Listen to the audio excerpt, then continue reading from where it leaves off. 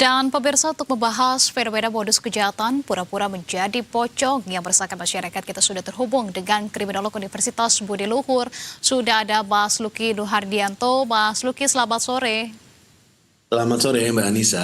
Baik, Mas Lucky, ini juga sebetulnya menjadi suatu hal yang satu mengkhawatirkan, kedua juga sebetulnya ada sisi lucunya juga begitu ya, karena orang kemudian banyak yang menyatakan pocong saat ini tampaknya sudah tidak ada harga dirinya begitu, yang sebelum-sebelumnya tampaknya ini menyeramkan. Namun saat ini aksi yang menyerupai pocong ini tapi diduga sengaja untuk menimbulkan rasa takut lebih ke kejahatan. Kemudian bagaimana dapat memanfaatkan pelaku kriminal untuk menjalankan aksinya ketika lingkungan ini tidak kondusif, dan juga bagaimana Mas Lucky memandang fenomena teror pocong ini. Apakah murnikah sebetulnya ini bentuk tindakan atau modus baru di tindakan kejahatan?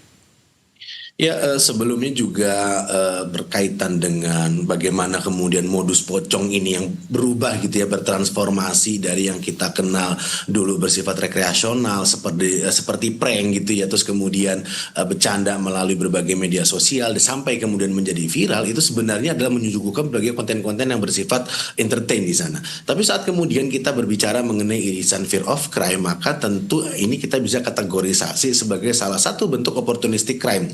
Jadi keberadaan pocong ini akhirnya tidak lagi dipahami sebagai salah satu bentuk hiburan, tapi akhirnya dimanfaatkan oleh orang-orang tertentu karena memang salah satunya adalah dia sudah cukup happening gitu. Yang kedua adalah masyarakat kita cenderung cukup memiliki dogma keagamaan yang cukup kuat, sehingga keberadaan entitas yang memang dianggap sebagai berasal dari dunia luar gitu atau kemudian setan, maka dianggap sebagai sesuatu yang menakutkan di sana. Nah, yang ketiga, jika memang ini sudah melampaui fear of crime terus kemudian menakutkan, maka ada orang-orang atau kemudian oknum yang memanfaatkan ini sebagai salah satu bentuk kejahatan yang bersifat oportunistik di sana.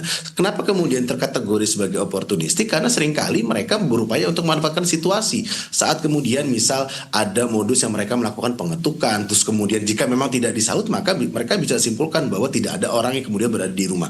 Kalaupun misalnya ada orang di rumah seperti tadi liputan yang sudah disampaikan, maka orang tersebut pun juga kemudian memiliki ketakutan untuk bisa memberikan efek teguran atau kemudian melakukan pelaporan kepada orang-orang yang memang bisa melakukan tindakan terhadap tindakan pocong tersebut. Yang keempat yang bisa kita lihat berikutnya adalah ini salah satu bentuk penyimpangan secara subkultur gitu, bahwa keberadaan pocong tersebut akhirnya tidak lagi memiliki efek sakral. Tadi juga sudah disampaikan oleh Mbak Anissa, karena akhirnya mereka tertransformasi menjadi pertama salah satu bentuk hiburan, yang kedua akhirnya terdegradasi keberadaannya, dan saat kemudian ini terdegradasi maka mereka menjadikan ini sebagai salah satu modus dari kejahatan. Nah, inilah yang kemudian bisa menciptakan satu fenomena baru, bahwa fear of crime ini tidak lagi diciptakan oleh orang-orang yang memang berniat untuk melakukan kejahatan, tapi di sisi lain ironisnya orang-orang yang atau kemudian bentuk-bentuk lain yang menyerupai atribusi setan gitu atau kemudian pocong atau kemudian hal lainnya itu dilekatkan kepada tindakan kejahatan tersebut. Kurang lebih itu, Mbak Anissa. Oke, menarik ya. Tapi lantas bagaimana? Karena kita lihat begitu, bahkan pemilik rumah pun yang didatangi oleh pocong jadi-jadian begitu ya, atau ini pura-pura menjadi pocong, mereka pun tetap merasa ketakutan begitu. Ada sisi kekhawatiran dan juga ketakutan yang mereka alami. Jadi apa yang harus dilakukan masyarakat agar kemudian tidak menjadi korban dari pura-pura pocong ini?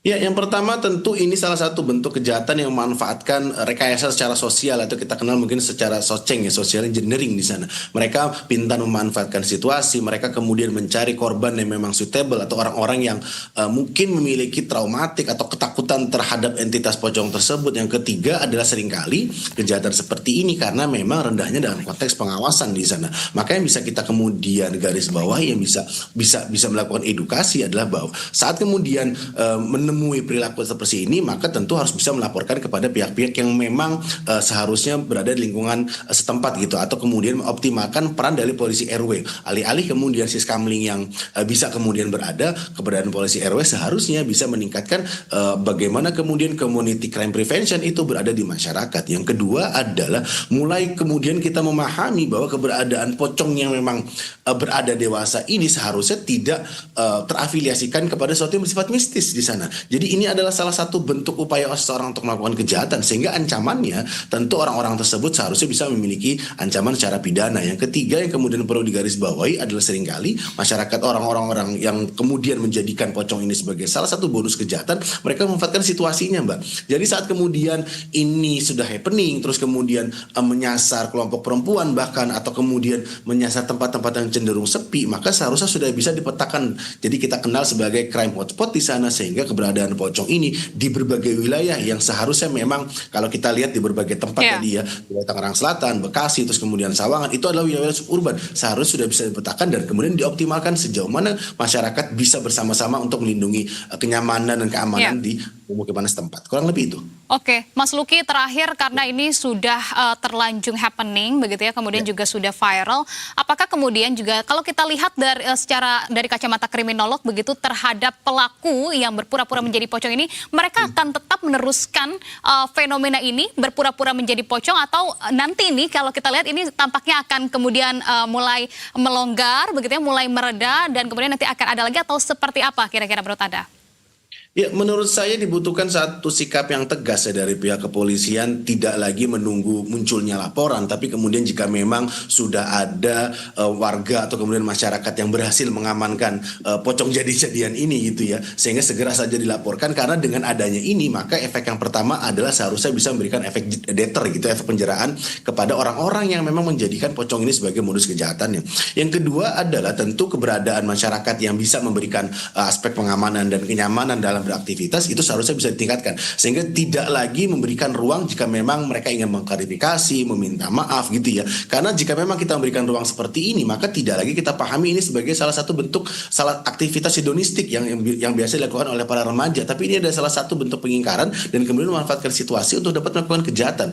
Yang ketiga, tidak membenarkan aktivitas tersebut sebagai sesuatu yang ternetralitas di masyarakat. Jadi jika memang kita menjadikan itu sebagai salah satu bentuk kekonyolan gitu ya, atau kemudian modus untuk melakukan kejahatan, maka kita tidak menjadikan ini sebagai salah satu pembenaran, karena dari sinilah agregasi keberadaan pocong ini bisa meningkat untuk bisa ditingkatkan menjadi kejahatan. Alih-alih kemudian seharusnya kita pahami ini salah satu bentuk mistifikasi dan kemudian ini salah satu bentuk kebudayaan di masyarakat setempat. Kurang lebih itu, Mbak Anissa. Baik, tentunya perlu dilakukan pelaporan juga ketika kita berhadapan langsung begitu ya dengan situasi seperti ini, agar kemudian dapat dilakukan tindak lanjut dan juga adanya patroli yang rutin ditingkatkan, baik itu oleh kelompok masyarakat maupun juga pihak kepolisian. Terima kasih atas pandangan yang sudah dibagikan di Berita Satu Sore, Kriminolog Universitas Budi Luhur Luki Durhadianto. Salam sehat Mas Luki, selamat sore. Salam sehat Mbak Anissa, selamat sore semua.